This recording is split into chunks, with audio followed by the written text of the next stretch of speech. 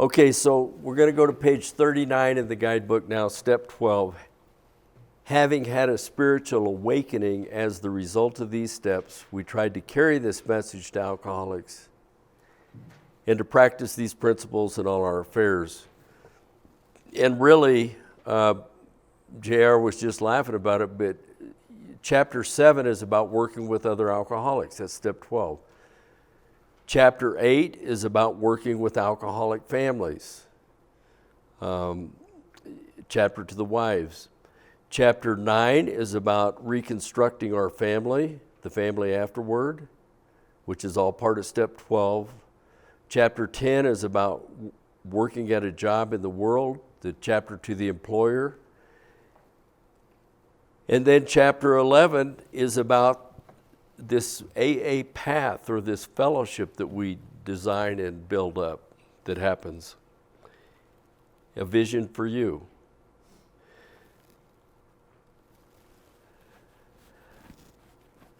A quick rundown of how I see this. Well, the bullets on page 39. Each of the first 11 steps is either an exercise which has strengthened our spirit, an exercise in becoming more familiar with ourself, or a combination of the two things.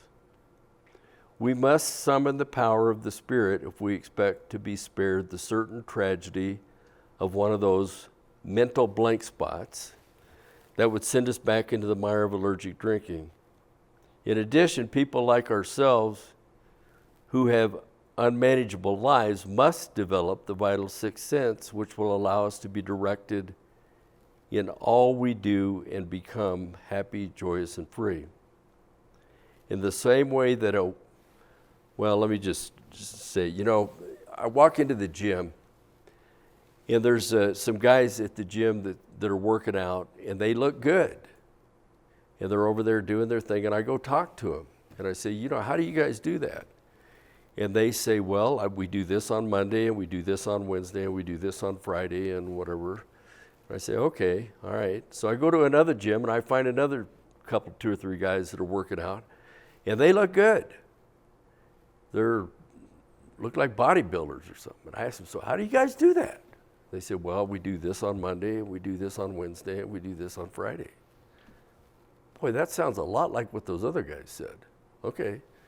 But I go to another gym, and I ask some other guys that look pretty good. And they say, well, we do this on Monday, we do this on Wednesday, we do this. I go to 90 gyms in 90 days, and I ask all these guys how they do this, and they all have basically the same answer. But after I've done this, talked to these guys, but I haven't actually done any of the weightlifting that they told me they do, have I changed? By questioning them, by being having a meeting with them? No. But I go to them and I tell them, look, you guys, I don't think this stuff really works. Well, they say, you don't have to believe in it. You can look at us and say that it probably does, but you don't have to believe it. Just try it and see if it does for you. Well, that's the way the 12 steps are, I think. The 12 steps is like the weight training of the Spirit. It's like you don't even have to think this is going to work. But if you do the stuff that we've talked about today, when it's all done, it either will work or it won't work. This isn't about some hocus pocus. What do you think is going to happen if I do start following these guys' rules? Let's say that I start doing on Monday, Wednesday, and Friday what they told me. 6 months later, am I going to see a difference? Keeping in mind, I don't believe it's going to work. But am I going to see a difference if I do it? I think I probably am. So rarely have we seen a person fail who has thoroughly followed our path. The path is the path of obedience to spiritual laws. From our ego's perspective, some of these laws seem silly or downright stupid, even dangerous, some of these laws. But if we persevere and continue to practice principles which we may not even believe in, the vital sixth sense will come alive. We will discover an unsuspected inner resource that will provide all we need as we trudge the road to happy destiny. Remember, just to the extent that we do as we think He would have us and humbly rely on Him, does He enable us to match calamity with serenity. We're going to go to page 8 in the big book. We're going to look at Bill Wilson, his experience with the 12 steps. Trembling, I stepped from the hospital a broken man. Fear sobered me for a bit. Then came the insidious insanity of that first drink, and on Armistice Day 1934, I was off again. Everyone became resigned to the certainty that I would have to be shut up somewhere or would stumble along to a miserable end. How dark it is before the dawn. In reality, that was the beginning of my last debauch. I was soon to be catapulted into what I like to call the fourth dimension of existence. I was to know happiness, peace, usefulness, and a way of life that is incredibly more wonderful as time passes. Near the end of that bleak November, I sat drinking in my kitchen. So Bill Wilson is sitting in his kitchen drinking. He had already talked to Dr. Silkworth. He had already figured out that he was powerless over alcohol. He was no longer trying to quit drinking. He quit fighting it. He was sitting in his kitchen drinking. With a certain satisfaction, I reflected there was enough gin concealed about the house to carry me through that night and the next day. My wife was at work. I wondered whether I dared hide a full bottle of gin near the headboard of our bed. I would need it before daylight. My musing was interrupted by the telephone. The cheery voice of an old school friend asked if he might come over. He was sober. It was years since I could remember his coming to New York in that condition. I was amazed. Rumor had it he had been committed for alcoholic insanity. I wondered how he had escaped. Of course, he would have dinner, and then I could drink openly with him, unmindful of his welfare. I thought only of recapturing the spirit of other days. There was that time we had chartered an airplane to complete a jag. His coming was an oasis in this dreary desert of futility. The very thing, an oasis. Drinkers are like that. The door opened and he stood there fresh-skinned and glowing. This is Ebby Thatcher, by the way, we're talking about. There was something about his eyes. He was inexplicably different. What had happened? I pushed a drink across the table. He refused it. Disappointed but curious, I wondered what had got into the fellow. He wasn't himself. Come, what's this all about? I queried. He looked straight at me. Simply but smilingly, he said, I've got religion. I was aghast, so that was it. Last summer, an alcoholic crackpot. Now I suspected a little cracked about religion. He had that starry-eyed look. Yes, the old boy was on fire all right. But bless his heart, let him rant. Besides, my gin would last longer than his preaching. But he did no ranting. In a matter-of-fact way, he told me about how two men had appeared in court persuading the judge to suspend his commitment.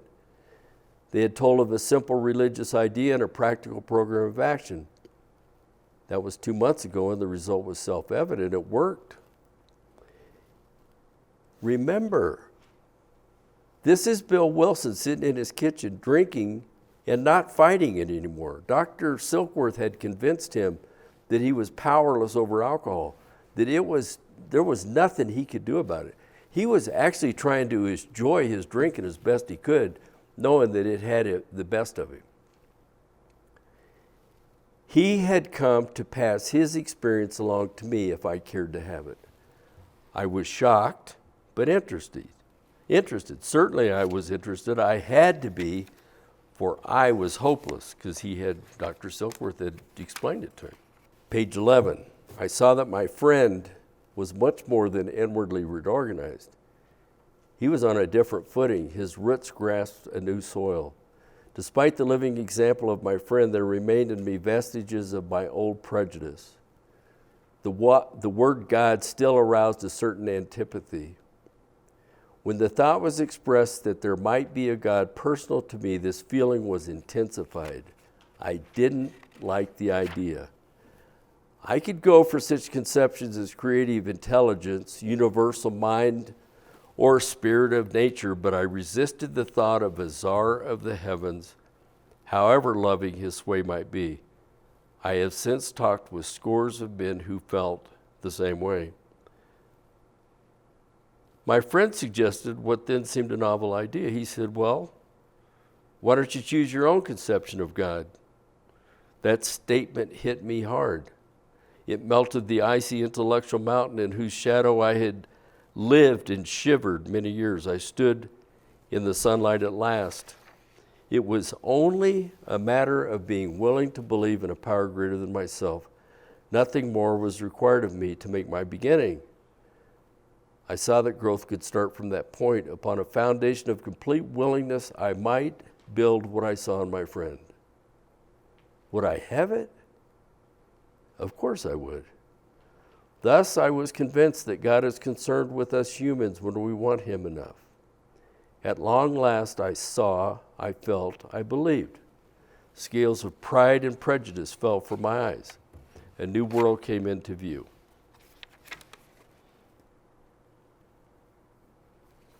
Then we go to page 12.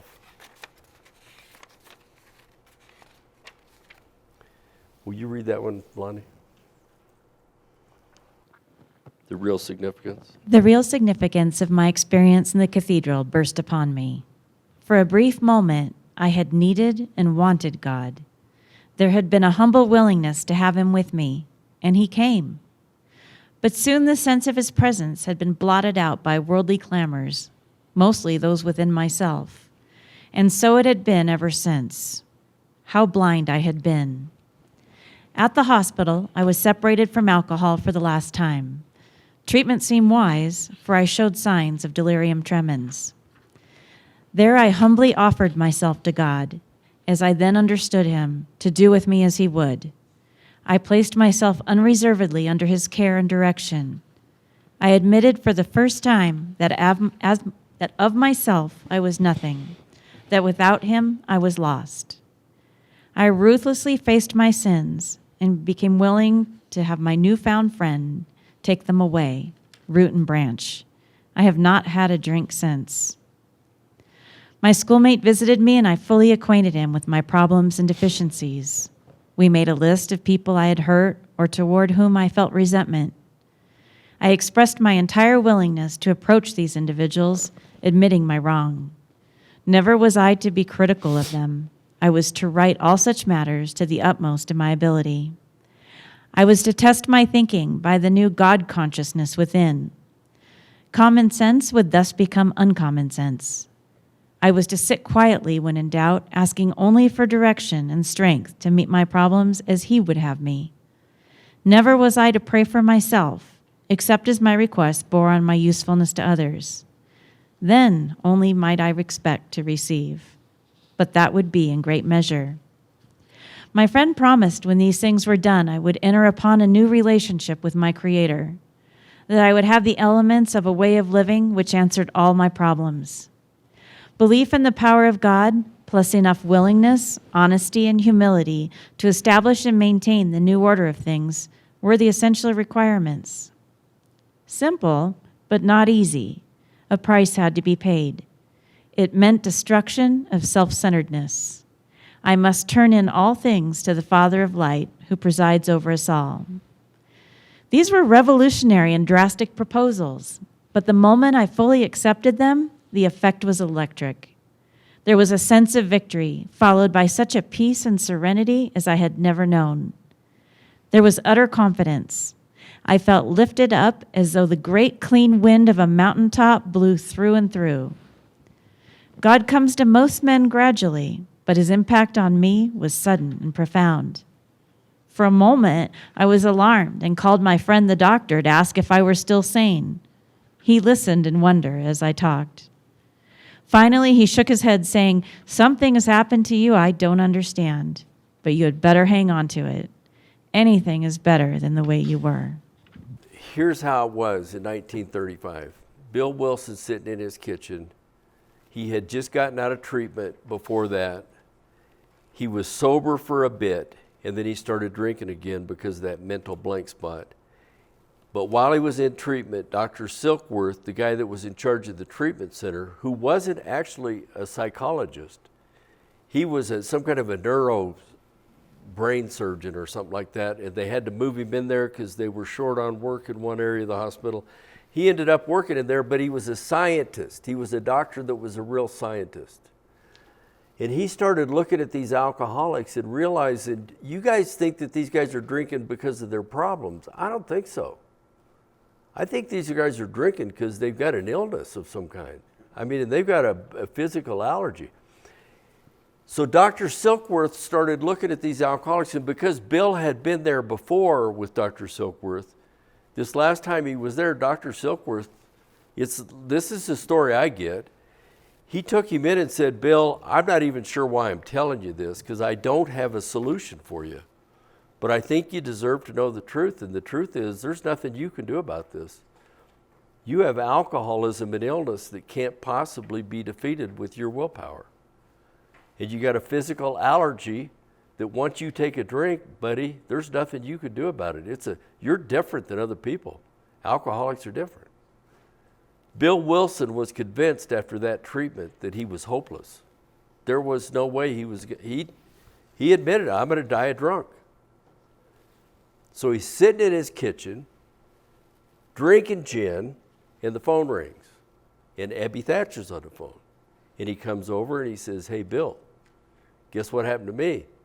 The Oxford group people, a spiritual group, came and told the judge they wanted to help me, and they gave me this program of 6 steps of recovery." Okay, so Bill Wilson got step 1 from Dr. Silkworth. Step 1 from Dr. Silkworth. He got steps 2 through 11 from Abby Thatcher. They do all this stuff. Now, they had 6 steps. Bill turned it into 12 steps, but they had 6 steps. And he got sober, and he had this spiritual awakening when he accepted these proposals. This is what happened to him.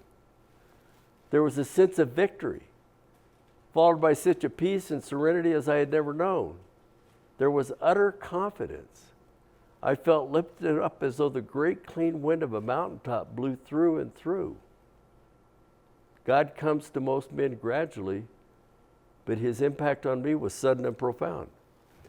That's what happened to him when he did like his 3rd step and his 7th step and that stuff in the treatment center. It happened to him.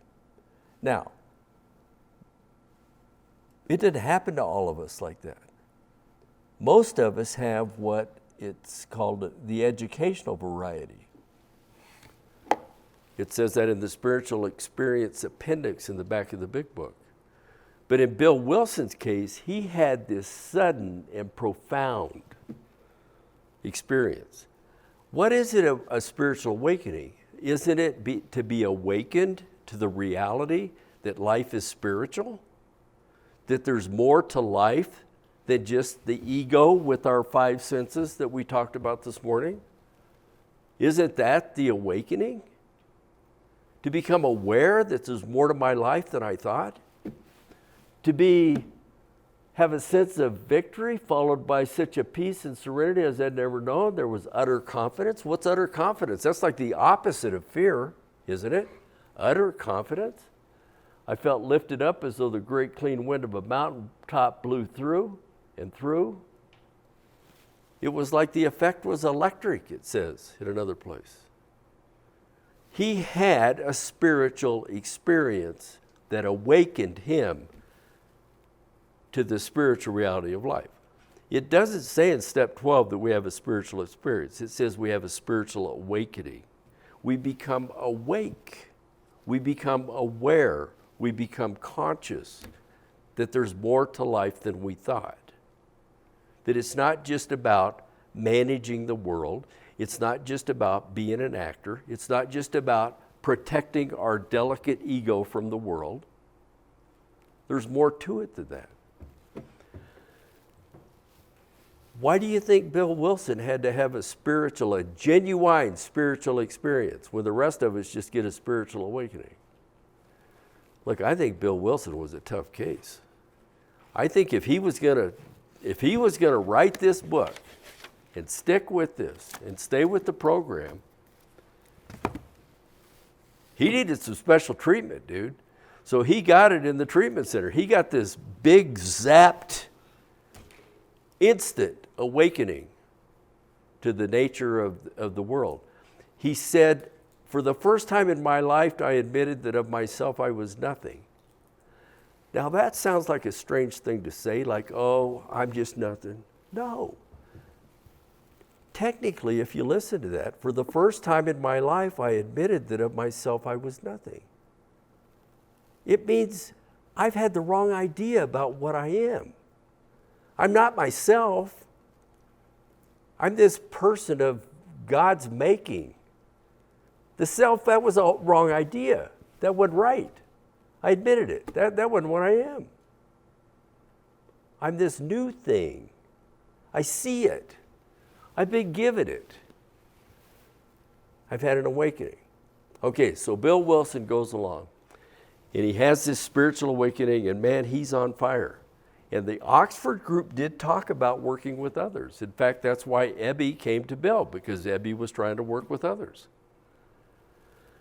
Bill Wilson tried to help alcoholics for 6 months and never helped one. He was getting ready to go on a business trip to Akron, Ohio, and he was just feeling like a loser again. Even though this experience had happened 6 months earlier, he was down on his emotional path. And the way they show it in the movie, My Name is Bill W. Is that the name of the movie? It's so good. He's packing his suitcase and he's telling Lois how much, I need a job, man. I'm not doing anything. I'm not helping anybody. I try to help all these drunks and none of them get sober. They're just tearing up the house. This is a waste. I need a job. I need to be a real man.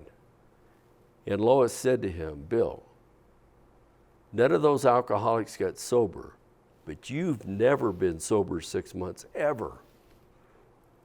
So maybe you trying to help those other alcoholics is what's keeping you sober. And he thought, oh, well, that's an interesting thought. So for this 6 month period, he was trying to help these other alcoholics for the sole purpose of straightening those guys out, because they needed it. They needed straightened out. Okay, so he goes to this business trip in Akron, Ohio, and it goes bad.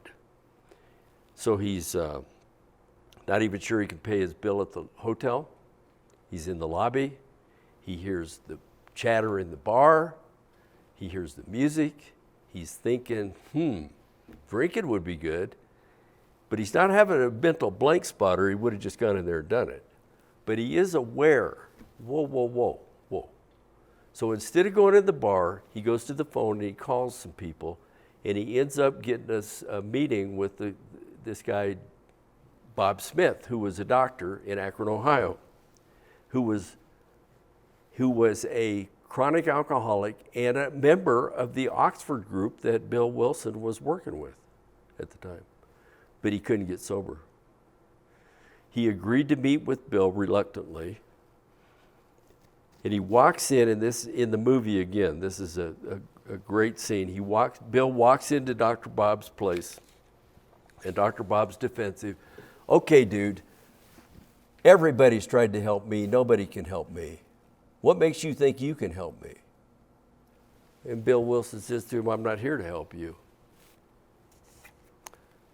I'm here to help myself. That's our 12th step.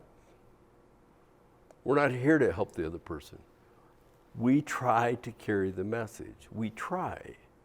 But the reason we do it is because it's part of our own recovery, our health. It's what we do. So Bill Wilson got step 1 from Dr. Silkworth. He got steps 2 through 11 from Abby Thatcher in the Oxford group. And he got step 12 from Lois when Lois explained to him that the reason you're working with those other alcoholics is because it helps you. And the only reason he called Dr. Bob when he was in Akron, Ohio was because of what Lois told him. And for those 6 months that he tried to help other alcoholics, it never worked. And yet that time, when he went, the first time he went, for the purpose of helping his own self, not being holier than thou and trying to help this pathetic drunk, the first time he went with the purpose of just helping himself, it worked. And that was the spark of AA. And on June 10th, 1935, it was born. That was the first day of Bob Smith's continuous sobriety, June 10th, 1935. So step 12 is about living it. It's not self-sacrifice, in other words. I'm not really sacrificing myself for you. I'm doing the very best thing I can do for myself in trying to help you. It's that.